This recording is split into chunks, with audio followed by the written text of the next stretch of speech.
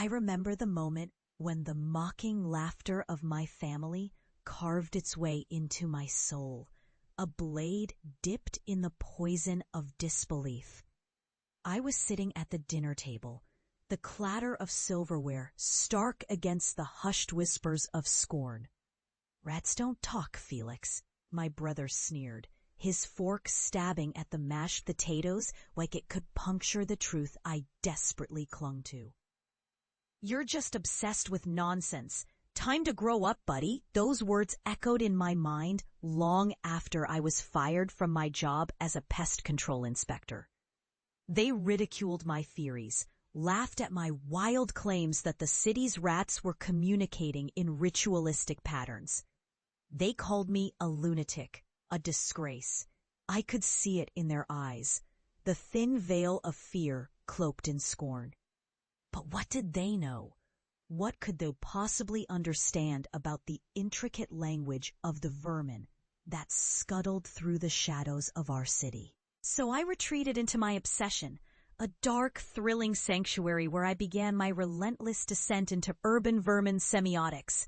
Each night, I would record their movements, sketch out their paths, and ultimately piece together their secrets. I moved into an abandoned warehouse, a decaying structure that smelled of rust and old memories, where I could immerse myself without distraction.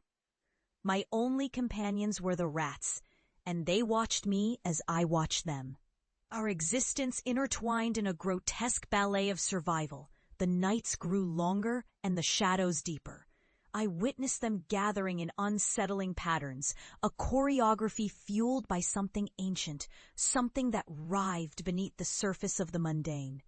I learned the shapes of their rituals, the way they saluted the moon, the manner in which they prepared for a feast that was far more than mere scraps of food. I was unraveling an understanding of their cryptic society, but with every revelation, I felt the ground beneath my sanity trembling. I was losing myself to this world, this darkness that thrummed with a pulse just beneath my skin. Years passed in obsessive isolation, and I returned home not as the embarrassed son they had scorned, but as a figure cloaked in recognition, one who exposed what others feared to acknowledge. I had become an urban vermin semiotician of some renown, my name whispered in both awe and dread. The realities I unearthed rattled the foundations of what we believed. The phenomenon I once faced ridicule for was now a reality too fearful to ignore. Yet I knew I could never truly belong again. The journey had morphed me into something unrecognizable, and the weight of my discoveries pressed down on my shoulders like a shroud. I had seen the darkness that thrived beneath the city, the orchestrated chaos of the vermin that danced in the shadows, waiting for the moment to surface. One evening, I stood before my family, my heart racing as I prepared to confront them. They had invited me back, their expressions a mixture of pride and uncertainty, but I could see the flicker of fear in their eyes, the kind that comes before a storm. "I'm not here to apologize," I warned, my voice trembling only slightly. "I'm here to show you what you mocked." In the dimly lit living room, I pulled out a series of photos, each more chilling than the last. Images of rats, in formations, swirling in patterns that spoke of something more than mere survival. My family shifted uncomfortably, their faces paling as I explained. They're planning something terrible. But words had already failed me. Not long after, the air grew heavy, thick with an unshakable tension. The walls around us seemed to pulse, the lights flickering as though they bore witness to an encroaching dread. It was then that the sound began, a scuttling, scratching, 1,000 tiny claws racing against the confines of the shadows. The rats, they were coming. "Felix, this isn't funny," my mother cried, standing up, her hands clutching at the table. Panic threatened to erupt as the noise grew louder, echoing like a heartbeat in the silence. I had never intended for this. But as I met the wide eyes of my family, I realized the truth. They had brought this upon themselves. Just outside, through the thin walls of our home, I could feel their movements. They were swarming, my brethren, the very creatures I had devoted my life to understanding. The family who had scorned me, who had belittled my work, now stood in a living nightmare, facing the consequences of their disbelief. They needed to understand. They needed to see. Suddenly, the shadows coalesced and a mass of fur burst through the door, a tide of vermin streaming into the room as if summoned by my despair. I froze, a part of me recoiling in horror at the chaos I had unwittingly unleashed.